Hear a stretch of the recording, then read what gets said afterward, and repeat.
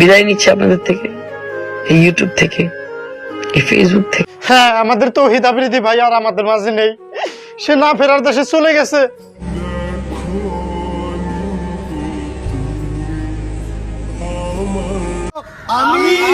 আপনাদের জন্য এত কিছু করলাম, আপনারা মিনিটেই সবকিছু ভুলে গেলেন।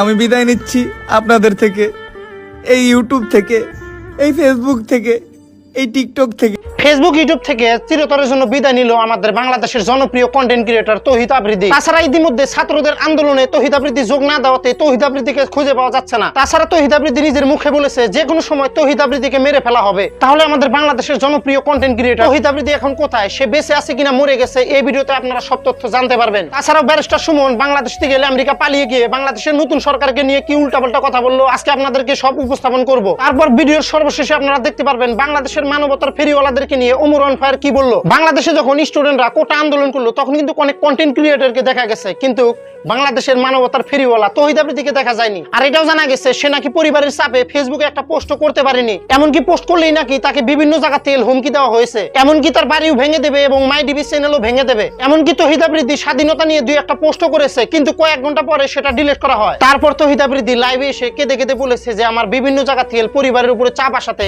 আমার এগুলো পোস্ট ডিলিট করতে হয়েছে। তোবার ইনডাইরেক্টলি পোস্ট করছি, ডাইরেক্ট পোস্ট করছি, আমাদের ডিলিট করাতে তাদের কতটা প্রেসার করছে আমার ক্রিয়েট করতে পারে সেটা চিন্তা করে। আমি গা ডাকতে আসি না। তবে অন্যদিকে জনপ্রিয় কন্টেন্ট ক্রিয়েটর সালমান মুক্তাদির সেও বলেছে আমিও তো ফ্যামিলির চাপে ছিলাম, তাই বলে কি আমি বাসায় ছিলাম? সবার পরিবার থেকে সবাইকে কিন্তু চাপ দিয়েছিল, কিন্তু সবাই বাসায় বসেছিল না। ভাই অন্য কন্টেন্ট ক্রিয়েটরের কথা বাতি দিলাম, বাংলাদেশের মধ্যে বিখ্যাত মানবতার ফেরিওয়ালা হলো আমাদের তৌহিদ আফ্রিদি ভাই। সে কিন্তু এই আন্দোলনের সময় পাশে ছিল না, সেই জন্য ছাত্ররা তার উপরে খেপে গেছে। তারপর তৌহিদ আফ্রিদি যখন জানতে পারে যে ছাত্ররা তার উপরে খেপে গেছে, সে লাইভে এসে কেঁদে কেঁদে কি বললো একবার শুনেন। আমি আপনাদের থেকে চলে যাচ্ছি, আমি ভাবছি যে আমি বললে বুঝবেন আপনারা। আমি ইনডাইরেক্টলি অনেক হিন্ট দিছি আপনাদেরকে। সবাই ভালো থাকবেন। তারপর বাংলাদেশে থেকে তো শেখ হাসিনা পালানোর পর আমাদের ব্যারিস্টার সুমন কাকু পালিয়ে আমেরিকা চলে গেছে।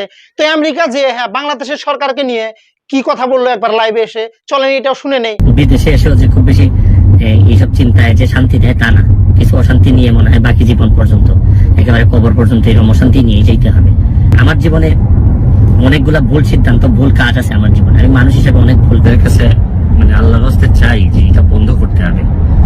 এটা যদি বন্ধ না করেন মানে অনেক মানুষের অনেক নির্যাতন হয়, অনেক কষ্ট হয়। আসলে ভাই ব্যারিস্টার সুমন যে কত বড় বাটপার এবং কত বড় চু চু চু চু টিয়া, সেটা কিন্তু বাংলাদেশের মানুষ জেনে গেছে। সঠিক বলেছেন। কোটা আন্দোলন না হলে এই ব্যারিস্টার সুমনের আসল চেহারা কিন্তু আমরা দেখতে পারতাম না। আবার অন্যদিকে ওমর অন ফায়ার মানবতার ফেরিওয়ালা সেজে এই ফেরিওয়ালাদেরকে কিভাবে রোস্ট করে দিল, চলেন একবার দেখে আসি। ভাই চলেন ছাত্রগুলোকে নিরাপদ সড়ক আন্দোলনে দেই। ভাই চলেন কোটা সংস্কার আন্দোলনে দেই। ভাই চলেন অসহযোগ আন্দোলনে দেই। ভাই চলেন ট্রাফিকের দায়িত্ব পালন করি গা। ভাই চলেন রাস্তাঘাটের ময়লা পরিষ্কারের দায়িত্ব দেই। ভাই দেশে তো বন্যা আইছে, দেশে বন্যা আইছে। হ্যাঁ, বিকাশ নাম্বার উঠান 017, নিজের পকেটে কিছু, জনগণের জন্য কিছু।